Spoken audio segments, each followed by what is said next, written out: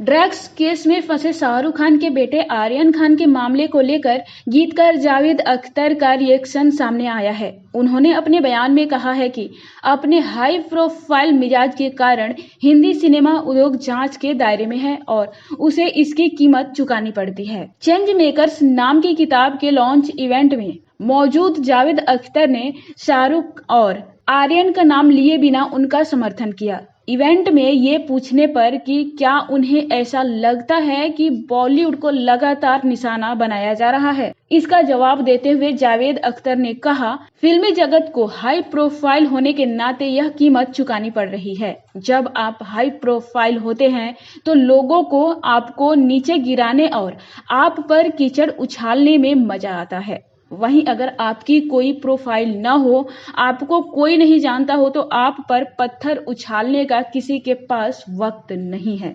$1 billion के cocaine को लेकर कोई खबर नहीं। जावेद आगे कहते हैं कि पोर्ट पर पकड़े गए $1 बिलियन के कोकीन को लेकर कहीं एक भी हेडलाइन नहीं पड़ी, मगर 1,30,00,000 का चरस या गांजा पकड़ा गया है। ये तो एक नेशनल न्यूज बन गई है। 5वें या 6ठे पेज पर खबर छप जाया करती है और फिर कहा जाता है कि हम इस पोर्ट पर जहाज ही नहीं आने देंगे।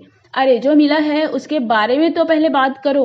तो इस तरह से जावेद अख्तर ने शाहरुख खान और उनके बेटे आर्यन खान की सपोर्ट में उतरे हैं। आप लोग क्या कहना चाहेंगे जावेद अख्तर के बारे में? नीचे कमेंट बॉक्स में कमेंट करके अपनी राय जरूर दीजिए।